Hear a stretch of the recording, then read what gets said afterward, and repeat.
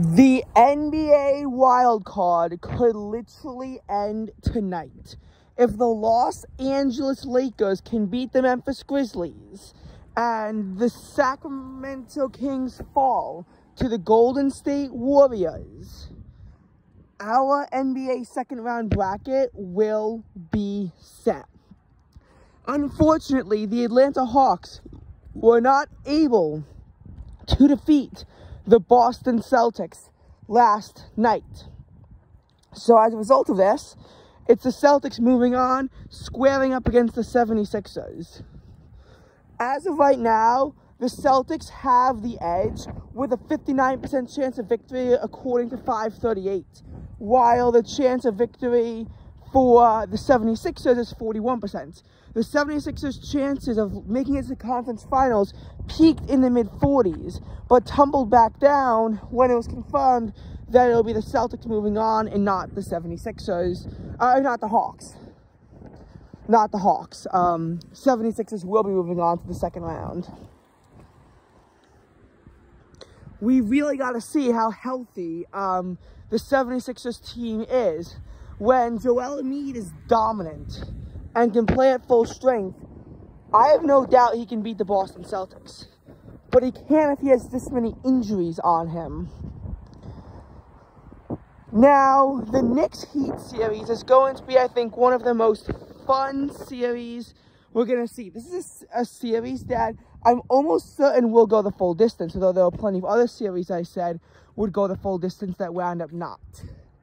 In any case, though, both teams have exactly a 50% chance of moving on, according to 538, which I just think is really interesting. Now, as far as the Nuggets-Suns series, 538 currently gives the Denver Nuggets a 66% chance of winning over the Phoenix Suns. For the Lakers-Warriors series, it's really hard to tell what's going on, mainly because the Warriors have a 90% chance of moving on, while the Lakers are sitting just above 75% chance of moving on. Still, though, I do think that the Warriors would be able to beat the Lakers. Both of them are dominant California teams, let me tell you that much. But, I mean, in reality, the Warriors have just been performing better this year. Did you know that it was the Warriors and the Cavaliers who fought each other in 4 consecutive NBA Finals? And the Lakers and Celtics, they both hold the record for the most NBA titles in history. Both of them are intense cross-country rivalries between the teams. Although the Cavaliers have done crap after 2018. In any case, though, will these series go the full distance? I have more faith that the Memphis Grizzlies can extend it to a Game 7 than the Sacramento Kings. The Kings did take a 2-0 lead, but then lost 3 straight, and I don't think that they'll be able to win the 4th game. Meanwhile, the Memphis Grizzlies, I think, will be able to put up enough of a fight against the Los Angeles Lakers to force a Game 7, but ultimately, in the end, lose that Game 7. I kind of want one of these series to end tonight, and then the final one can go the full distance. We got one sweep in a wild card round, so we can get one full-out 7-game series going on, and, you know, we'll just have a very interesting time watching that final game unfold, where everything is all at stake, and everything is incredibly contentious, and all that stuff. I do want to give a bit of some words of encouragement to the 76ers, though. We got very unlucky that we're stuck against the Boston Celtics in the second round. We got very unlucky with that. And we got very unlucky with the fact that the NBA doesn't reseed. So it's not like we could be facing off against the Knicks and leave the Celtics to play the Miami Heat. I do want to get it straight. And yes, that means the lower seeded Knicks team will get home field advantage while the 76ers don't. Yes, I know this is unfair, and this is why the NBA rules are bullshit. In any case, though, I want to give some words of encouragement. We have the 3rd best chance of advancing to the NBA Finals and the 2nd best chance of winning them.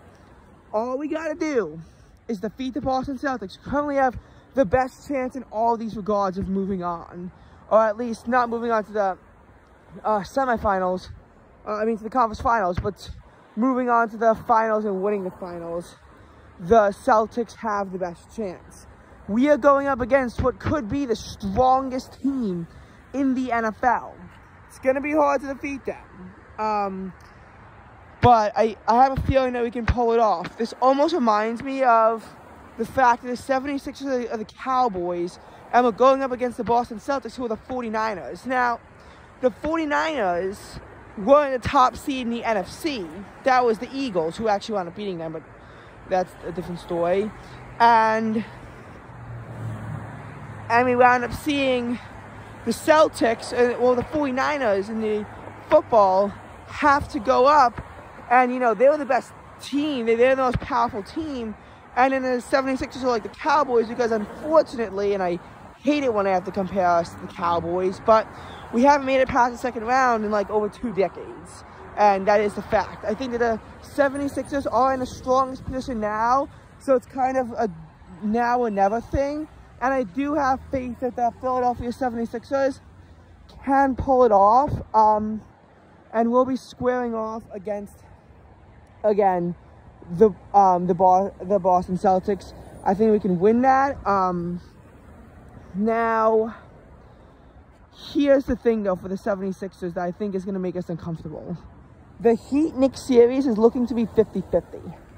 If the Miami Heat win that series, which is a good possibility, and the 76ers are forced to play against the Heat, I don't have much faith from there. Because the Miami Heat have just shown to be a powerful team. Now, you might laugh at that when you first realize how they didn't directly qualify for the playoffs. And you might even further laugh when they had to go to the second round of the play-in tournament when the Atlanta Hawks, that's right, Atlanta Hawks, beat them for the number 7 seed. It was humiliating for the Miami Heat. But Jimmy Butler managed to pull it through anyway. And they did get the 8th seed. And in a bit of a thriller, actually, they managed to defeat the top-seeded Milwaukee Bucks and become one of the very few 8 seeds to defeat a 1 seed and move on. This actually almost reminds us of the shock that we felt when the 76ers in the 2021 NBA playoffs achieved the top seed and were upset in the semifinals by the number 5 seeded Atlanta Hawks. After they beat the Knicks, who were at the 4th seed, they pulled off an even stronger upset. But I think that, honestly, this Bucks-Heat upset could be one of the biggest in NBA history. And I think that, really, given the circumstances, especially how quickly it happened, I think, again, this is going to be one of the best series in the NBA history, especially a series that only went to 5 games. So, in any case, who am I rooting for? Well, obviously, in the 76ers Celtics, I'm going to be rooting for the 76ers. The Knicks-Heat series is a series I kind of want to stay out of. While I have an uncle who supports the Miami Heat, and in theory, I would support the New York, well, I don't like Florida teams, and when I went to the Miami Heat game, I actually kind of rooted for the Minnesota Timberwolves, but then I also managed to somehow win a free shot because I was patriotic to the Miami Heat at the right time. The Knicks, we live in New York, there's a lot of Knicks fans. Some of them are my friends. I don't like the idea of really pissing them off too much. I'm also jealous of the Knicks for the fact that they are the worst seeded team, and yet they managed to get home field advantage because the Miami Heat, managed to win over them. In that respect, I really don't know who to root for. I'm just going to be honest. As far as the Denver Nuggets taking on the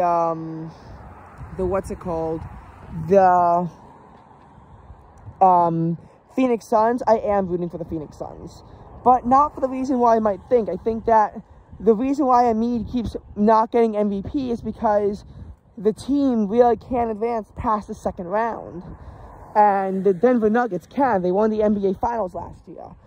Right now, they actually think that with all the injuries Embiid is going through, that, and the fact that the team actually can somewhat do well without him, as we saw in the Nets Game 4, kind of just really shows us that really the Denver Nuggets Jovic is better. Now, if the Sixers can't win, I don't want the Denver Nuggets to win, because that's going to strengthen the case for Jovic to get MVP over Embiid. So I'm rooting for the Phoenix Suns, even though I don't think that they stand much of a chance, because I don't want the Denver Nuggets to move on. But be comforted by the fact that statistically, there is less than a 50% chance of both the Celtics and the Nuggets moving on. So, you know. And as far as the other series, we don't even know who they're playing up against, because while we think it's going to be a Warriors-Lakers series, we could see the Kings or the Grizzlies, or maybe even both of them, possibly move on to the second round. Those series are not done yet. We will see what happens in those series tonight. And just as a side note about the Islanders, the game is tonight. And the Rangers, who once took a 2-0 lead, are now down 3-2. Both the Rangers and Devils are Islanders rivals, so I'm fine with either of them winning, and I don't even care too much about hockey anyway. But the Islanders literally injuring half of the Hurricanes team, that I find unacceptable. And unfortunately, the Islanders won a few nights ago, but this night, I saw that the Islanders are actually favorites to tie up the series. A big reason why is because they're playing at UBS Arena, which is, again, in Western Nassau County, just away from the border with Queens. But then it goes back to Raleigh for the Hurricanes game. So I think that while they could possibly win Game 6, and they are favorites to win Game 6, I think that by Game 7, it should be Hurricanes a victory. An interesting series, but I really do want the Islanders out of there. And tonight could be the finale, and I hope it is. Go Hurricanes!